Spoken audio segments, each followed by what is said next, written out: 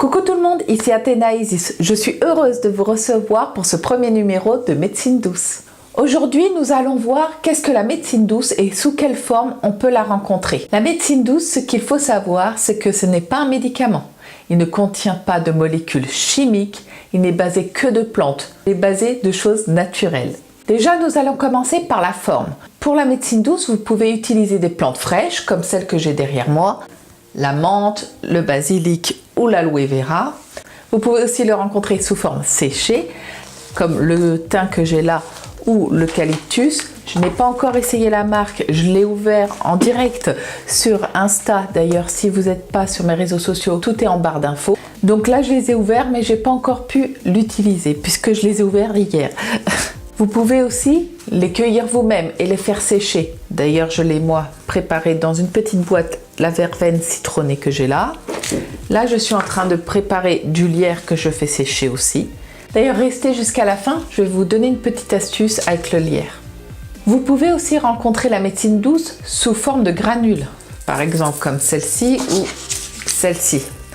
Ce sont des traitements homéopathiques, c'est-à-dire à base de plantes.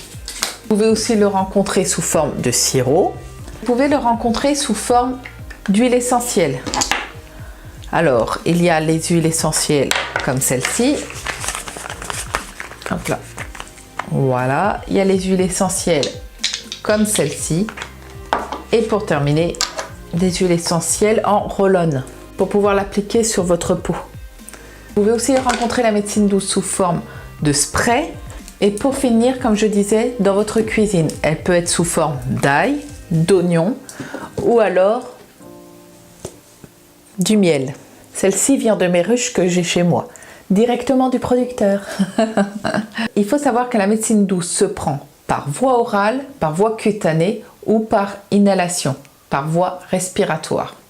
Mais attention, faites vraiment attention. Par exemple, pour les huiles essentielles, celles-ci se prennent par voie orale. Il est écrit dessus sur les conseils d'utilisation, lisez bien, parce que si vous prenez celle-ci, la lavande et le géranium, celle-ci n'est pas fait pour la voie orale, vous allez avoir vraiment de sérieux problèmes. Donc lisez vraiment la notice avant de l'utiliser. D'ailleurs aussi, je voulais vous dire, j'ai trouvé ce magazine-là en pharmacie, c'est Le Mag, l'huile essentielle. Il vous explique comment utiliser les huiles essentielles, si c'est par huile essentielle ou plante. Il vous explique vraiment très simplement d'un coup d'œil si vous pouvez le prendre par voie orale, cutanée ou en infusion. Là où je voulais en venir aussi, c'est de faire très attention.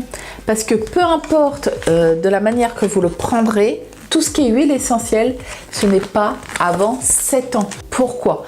Parce que l'huile essentielle, c'est un concentré de senteur et ce qui fait que l'enfant, quand il va l'inhaler ou l'avaler, puisqu'il y a des huiles essentielles, comme je vous ai dit, qui se prend par voie orale, il peut avoir des convulsions. Vu que l'huile essentielle est beaucoup trop concentrée, l'enfant risque de convulser. Alors attention, tout ce qui est huile essentielle, pas avant 7 ans, même par voie cutanée.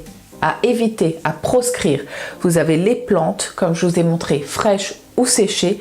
Vous pouvez prendre le miel, vous pouvez prendre de l'homéopathie, mais surtout éviter les huiles essentielles avant 7 ans. Concernant maintenant l'administration, sur tout ce que je vous ai montré là, vous avez vu, il y avait les roll-on, ceux-ci sont prêts à l'emploi. Vous avez juste à défaire le capuchon et l'utiliser directement. Ou sinon, vous avez celle que je vous disais par inhalation. Vous pouvez les prendre par inhalation, c'est-à-dire dans de l'eau chaude, vous mettez quelques gouttes et vous pouvez respirer. Et vous pouvez aussi l'utiliser par voie cutanée, mais pas directement. Vous mettez sur une crème, sur une base en fait, une crème, de l'huile, du gel, mais vous ne le mettez pas pur sur vous. Celles qui sont par voie orale. C'est pareil, sur le mode d'utilisation, on vous dit qu'il faut mettre quelques gouttes sur un support neutre, sauf si souvent vous avez utilisé des huiles essentielles et que ça ne vous fait plus rien de le prendre directement comme ça, mais il faut vraiment être averti avant de le prendre pur. Ce qui concerne les plantes séchées, vous pouvez les prendre en tisane ou les prendre par inhalation comme je vous disais. Mais attention, on ne prend pas tout en inhalation. C'est-à-dire que le lierre par inhalation, je ne sais pas si ça se fait. Donc ne prenez pas du lierre comme ça par inhalation si ça ne se fait pas. Par exemple, le thym, oui, ça se fait par inhalation. Ça se fait aussi par tisane. Donc vraiment vérifiez par internet. Maintenant on a quand même assez de support pour vérifier si ça peut se prendre en tisane avant de le prendre n'importe comment. Le miel. Le miel, ce qui est intéressant dans le miel, c'est que vous pouvez le prendre par différentes formes aussi, voie orale, cutanée. Ça vous aide à combattre les maladies en hiver. Donc en hiver, il est judicieux d'en prendre régulièrement à la place du sucre blanc que vous pouvez prendre en morceaux ou quoi que ce soit ou en poudre. Vous prenez plus du miel, vous verrez, vous serez moins malade. Donc voilà ce que j'avais à dire pour le premier numéro de Médecine douce. Maintenant, ce que je voulais vous dire comme astuce concernant le lierre. Vous prenez une poignée de lierre comme ça, vous le mettez dans un récipient, vous versez du vinaigre blanc. Normalement c'est 1 litre, mais perso je n'ai pas mis jusqu'à 1 litre, j'ai mis à peu près la moitié de la bouteille, c'est déjà pas mal. Vous laissez infuser pendant 1 heure. Par contre, une fois que vous avez ça, c'est pour pouvoir retirer les poux.